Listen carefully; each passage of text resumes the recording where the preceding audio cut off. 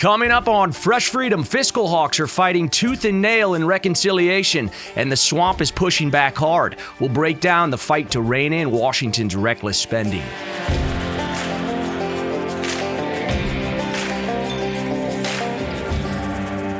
Welcome to the Fresh Freedom Podcast, featuring freedom-focused representatives who are fighting for conservative values and defending your constitutional rights. I'm Nate Lucas, joined by Representative Eric Burleson from Missouri's 7th District and Representative Andy Harris from Maryland's 1st Congressional District. Dr. Harris serves as chairman of the Appropriations Subcommittee on Agriculture, Rural Development, Food and Drug Administration, and related agencies, and currently chairs the House Freedom Caucus. He is the sole Republican representing Maryland in Congress. It is great to be with both of you. Thank you. What's it like to be like the one member? It's really easy to schedule the Republican caucus meeting from the state, let me tell you. I can do it anywhere, anytime. So a lot going on in Washington, D.C., and all eyes are on the one big, beautiful bill. How are things progressing? Well, it's certainly big. It's over 1,000 pages. I think pushing 1,100 pages. By the time all said and done, probably be 1,200, 1,300 pages. Certainly big. It's pretty. I'm not sure I'd call it beautiful yet because, with the Moody's downgrade of our debt, I think we have to revisit, deficit reduction in that bill and be very serious about deficit reduction. And I mean constant deficit reduction, not just in the last 5 years of the bill, because that's the way the bill is structured. It's structured pretty typically for how things are done in Washington. You're a 10-year budget window. You do all the spending in the first 5 years, project all the savings in the last 5 years, but you never really get to those last 5 years. And, that might have flown in the past, but I think at this point we can't be, that's whistling past the graveyard. We can't be doing it. Mm. Yeah, this is, whenever I first ran, when I was a state lawmaker, I said, I'm not going to raise the deficits. I'm not going to, raise, I didn't run to raise the debt ceiling. And this is doing both of those in the first few years. And so to me, it's a moral obligation to stand up and fight for as much in spending cuts as possible in the first few years. And that's why I don't think that this bill is where it needs to be. Do your colleagues have the appetite to actually cut spending, or it's a bipartisan issue and it's been that way for a long time in Washington, D.C.? No, the Uniparty doesn't like to cut spending, and no doubt about it. But again, the wake-up call is, the third and last rating agency has dropped their ratings of the America's bonds. The bottom line is there are now 18 countries whose bonds are considered more secure than the United States of America. And as my colleagues reflect on that, I think they're going to come to the conclusion that this is not the way we can do business. And they're going to have to accept responsibility because Congress spends all the money. I mean, we're the ones who got us into this problem because we have passed legislation that allowed these deficits to continue, the huge federal debt to exist, and we're the only ones who can solve that problem. I brought out the point that you're the only Republican representing Maryland in Congress because we hear all the time from moderates that are Republicans, that they have to take tough votes. You're in a district, Maryland, again, won. Yeah, look, this is my 8th term, and I've never had an election without an opponent. It's supposed to be a relatively safe Republican district. It doesn't make a difference. Democrats run someone all the time. And I'm willing to say on this bill, look, this emperor has no clothes. I mean, we have to deal with this deficit reduction right now. Maryland, obviously, look, my district has more federal employees than the average district in the country because it's located near Washington. Doesn't make any difference. I mean, I was not elected to preserve federal jobs. I was elected to actually solve the nation's problems. Again, this is rapidly becoming a no-brainer for me. And look, I hope the president comes around to the fact that he promised during the election that he was going to end the federal deficit, that he was going to balance the budget. He stated that several times since then to a group of us in the White House. This is our opportunity. Let's go. Let's do it. I think that the real sickness that is, plaguing Washington is this scenario where we're always protecting people from the more purple districts, right? So and what's really appalling is when they trumpet that they're the ones that brought us into the majority, right? As though that you and I didn't, bring us in the majority, and that you and I are not, contributing to the cause. Ironically, a lot of people from folks like me are contributing a lot of money and effort from my campaign coffers to help people from these purple districts get elected. And yet, whenever time comes to support the issues that are important for my district and for the red state voters in my places like ours, crickets, right? They're not there to support us.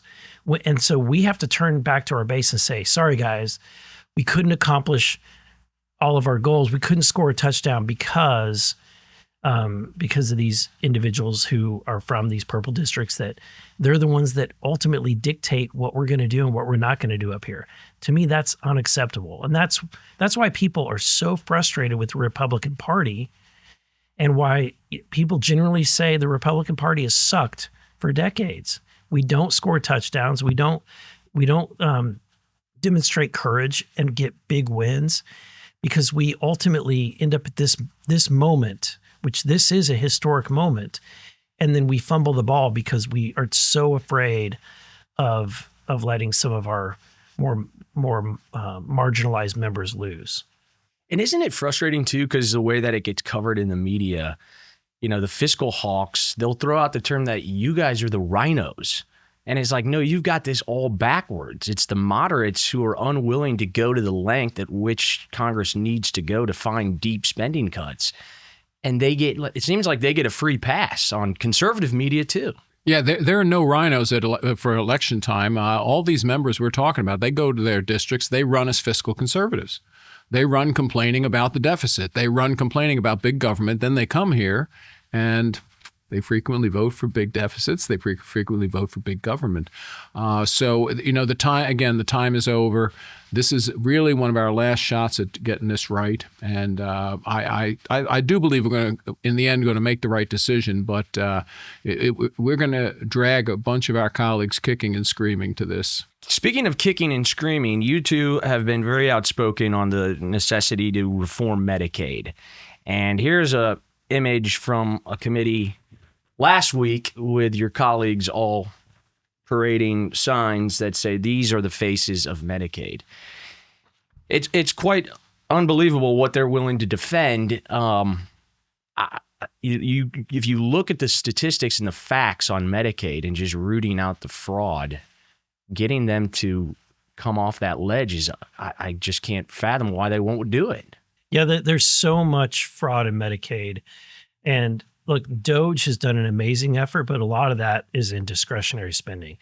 For the last 2 years, I've gone to these conference meetings and we talk about making difficult spending cuts. There will be people that go to the microphone and repeatedly say, we could cut all the discretionary spending that exists and we still won't balance the budget. We have to address mandatory spending. Well, here we are. This is our moment.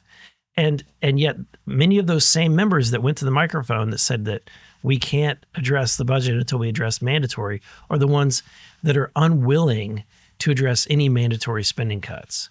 And frankly, it's really appalling and it's sad, but I think that we just need to call them out on it.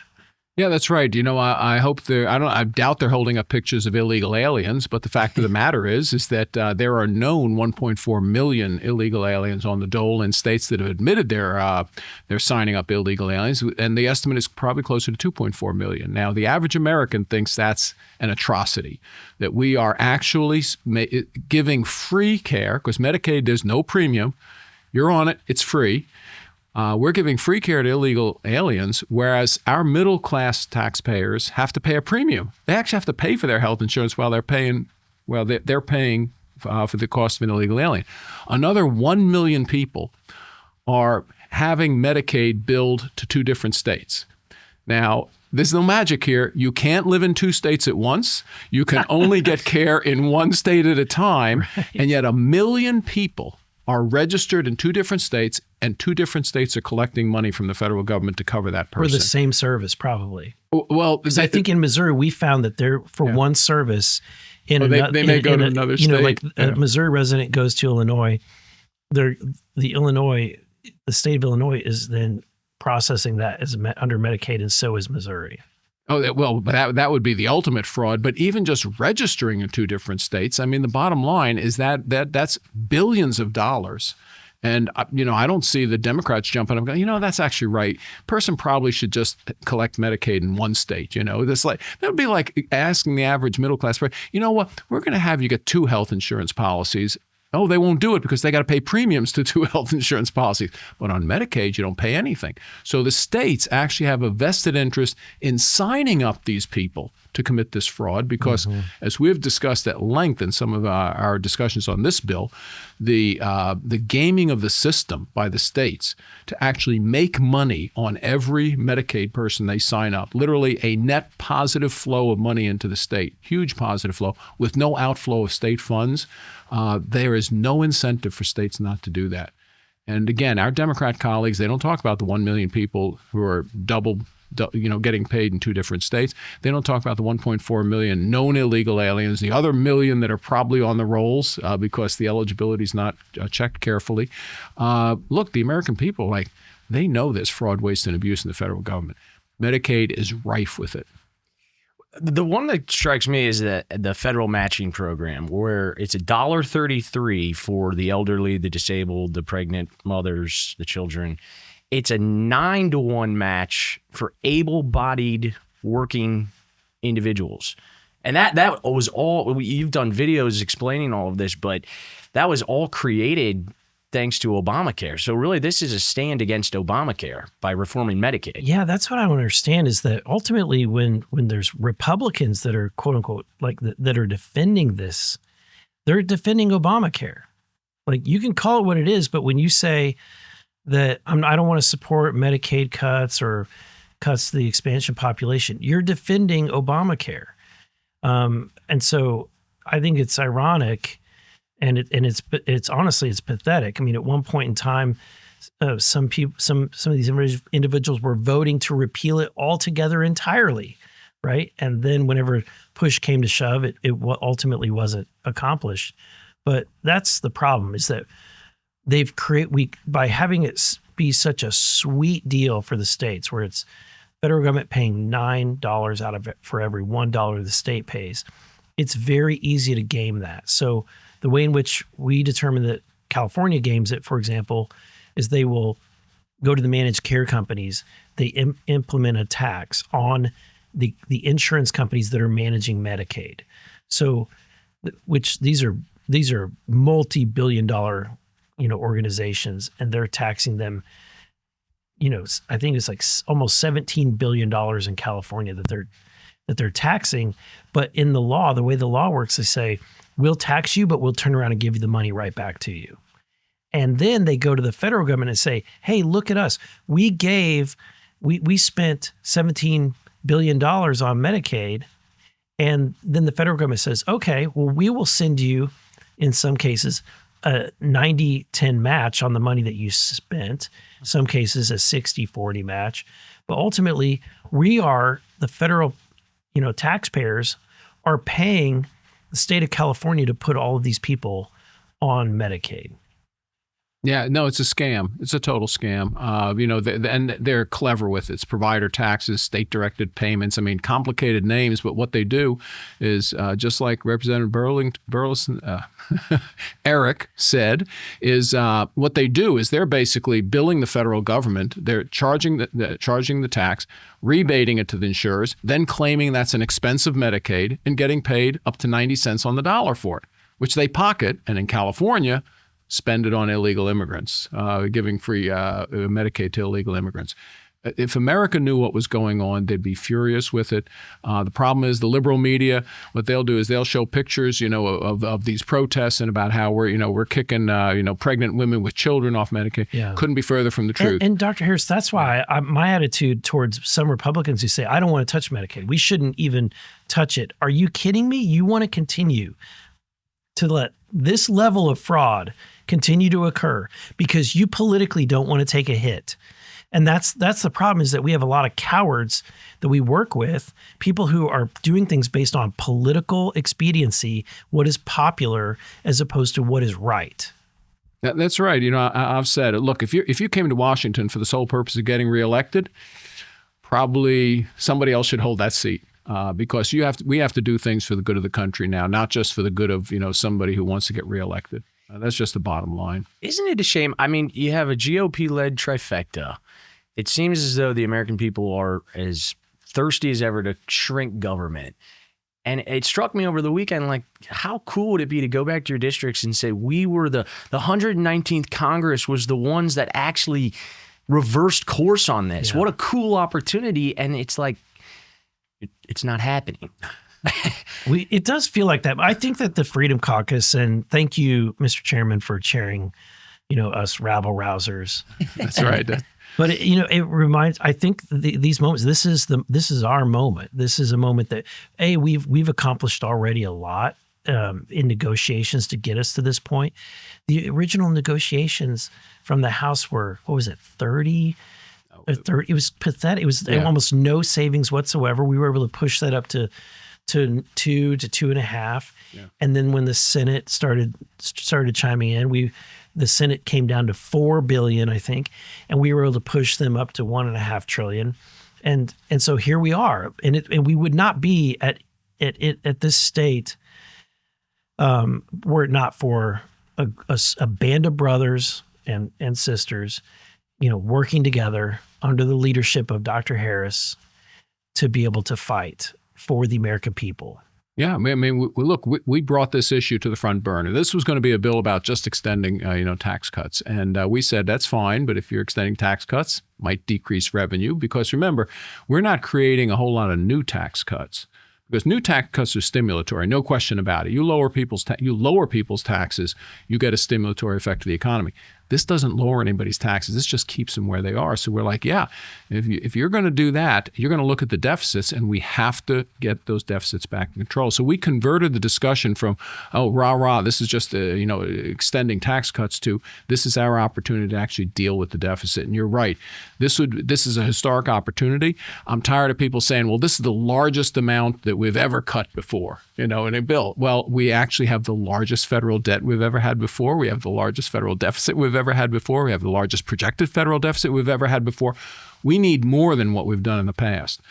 We need to be big and bold on this. And I think as people reflect on it, again, on the importance of the bond downgrade, I think that they are going to come to the conclusion that, yes, this is a historic opportunity. We haven't availed ourselves of it yet. Did you feel like the resistance is moving in the right direction? Do you feel like it's actually working, or are you seeing policy wins out of that, at least in the markups of the bills?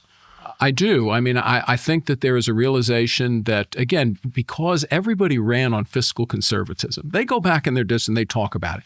We're the ones that remind them when they're here that, oh, this is what you ran on. And oh, by the way, this is now a very serious discussion, because as we found out, the Democrats can never spend enough. They do believe in AOC's modern monetary theory, that all you got to do is just print more money. That will end very badly. And I think hopefully the Republicans all realize that and come together on this. But I think there is movement in the right direction. And the Inflation Reduction Act, we talked a lot about that last week with Ben Lieberman, but are you seeing your colleagues hopefully move in the right direction on those? I feel like we've made a lot of progress with the components of the Inflation Reduction Act. It's good to see that most, if not all of them, are expiring at some point in the future. I would like to see the carbon sequestration expire, that tax credit. But at the end of the day, I think that we've made a lot of success in that area. I think we need to make more success when it comes to the Medicaid spending. I had to ask you guys before we get out of here, there was a controversy over the weekend with former FBI Director James Comey walking on the beach, and he posted a picture with 8647. As a former FBI director, I think he should probably know what 8647 stands for.